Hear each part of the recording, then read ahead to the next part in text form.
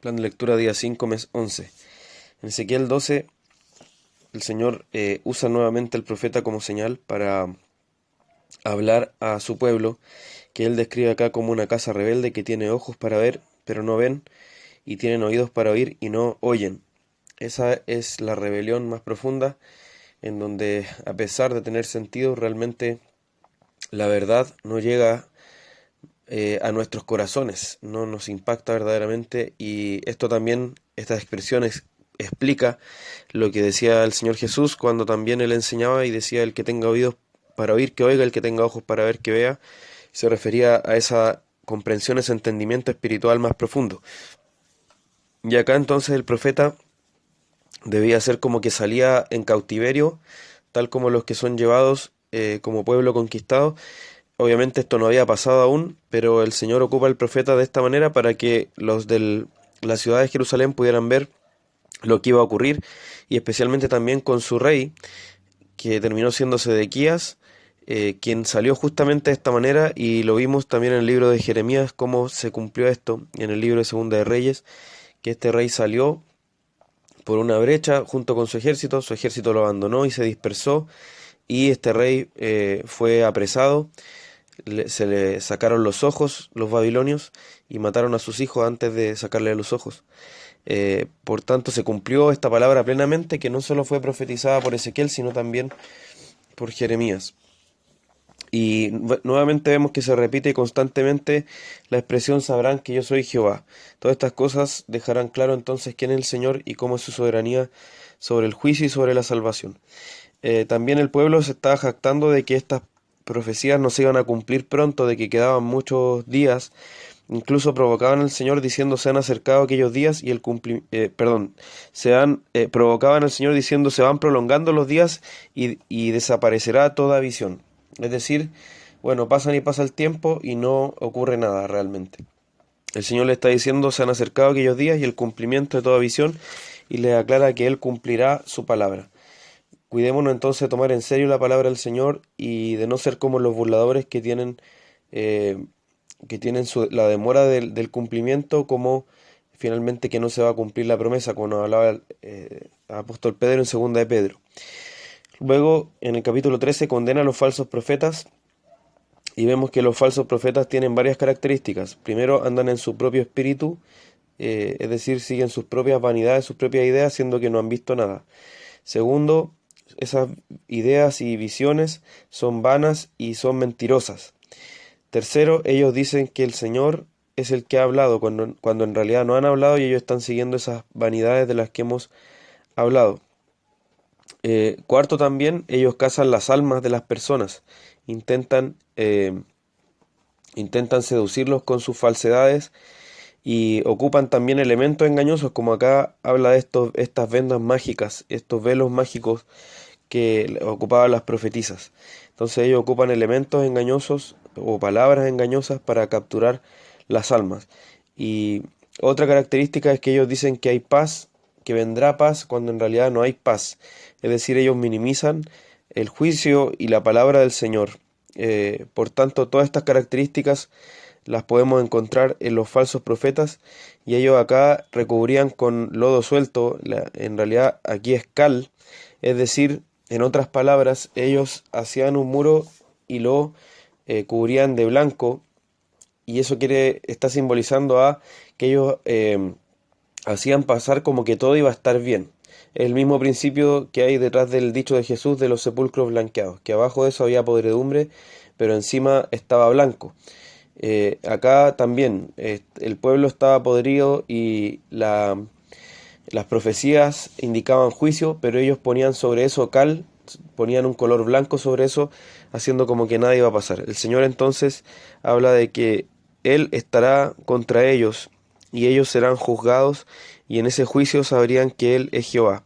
Estos falsos profetas entonces no estarían en la congregación de los justos, en el pueblo de Dios. Y nuevamente se repite, como decía esa frase: sabréis que yo soy Jehová. También lo sabremos porque Él juzga a los falsos profetas. Y por último, en el capítulo 14 vemos una situación que nos debe llamar mucho la atención, y es que cuando las personas ya han decidido ser idólatras en su corazón, ya han decidido abrazar la mentira en sus vidas, y aún así quieren consultar la palabra del Señor y quieren que alguien les hable de parte del Señor y les diga que están bien, el Señor entonces dice que los engañará, y eso quiere decir más bien que los entrega a su engaño, al engaño de su corazón. Es lo que nos habla 2 Tesalonicenses 2, cuando dice que les enviará un poder engañoso para que crean en la mentira, por cuanto no tuvieron a bien creer en la verdad. Entonces, realmente es muy delicada la situación, y es una situación ya, como hemos dicho, de rebelión terminal de eh, aquellos que se regocijaron en la injusticia, se regocijaron en la rebelión y el pecado, y aún así quieren que el Señor avale, o que alguien les hable de parte del Señor avalando sus desvíos.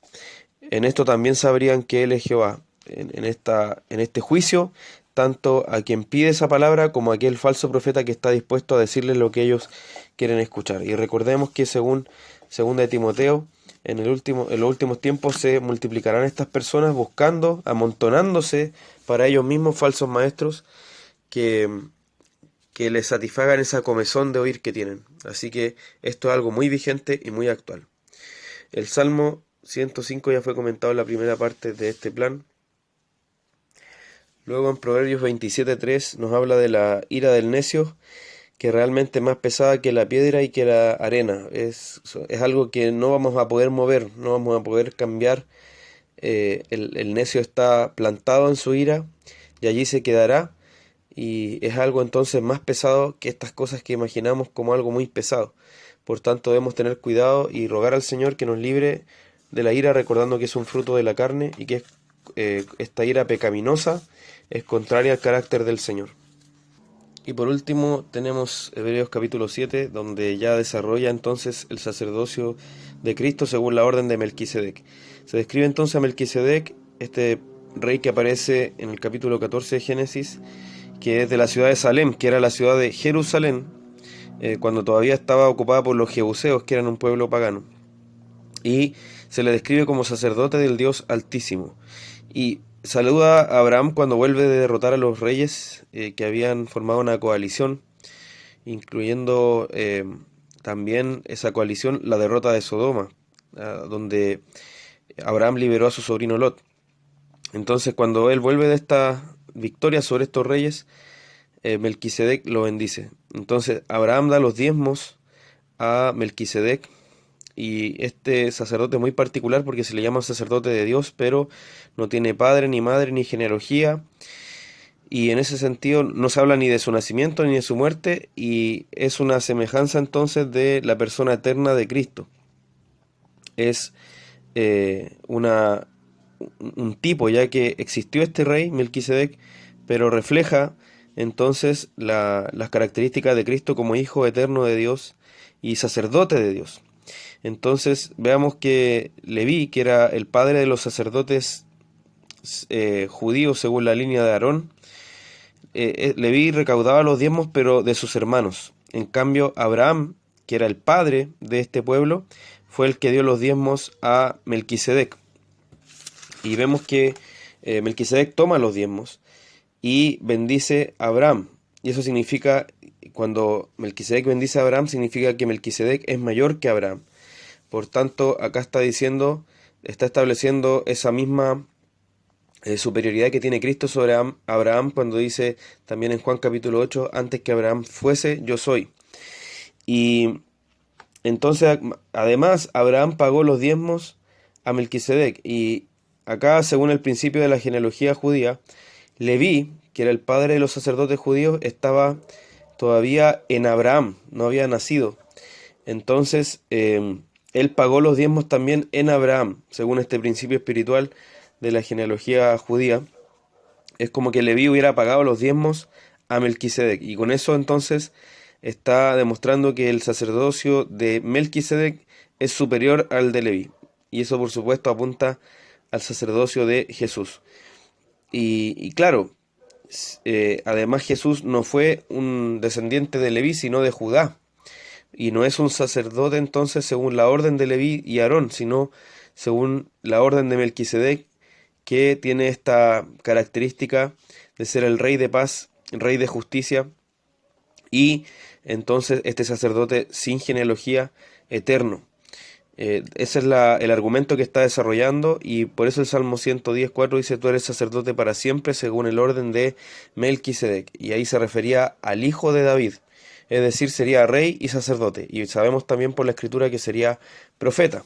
Entonces, ¿qué es lo que está delineando acá? Cómo Jesús fue presentado desde la antigüedad, y que no iba a continuar entonces con el antiguo pacto, sino que iba a ser un nuevo pacto, porque, como dice el versículo 12, cambiado el sacerdocio, necesario es que haya también cambio de ley. Y este sacerdocio de Jesús no es según una genealogía, sino según el poder de una vida indestructible. Por tanto, ¿qué está demostrando acá y qué es lo que está desarrollando? Que el nuevo pacto es superior al antiguo, que él tiene un mejor mediador y está fundado sobre mejores promesas, y por supuesto, eso es porque está fundado sobre la persona y la obra de Cristo, y es el definitivo. Así que demos gracias a Dios por este sumo sacerdote, según el orden de Melquisedec, porque según él hemos sido salvos. Señor les bendiga.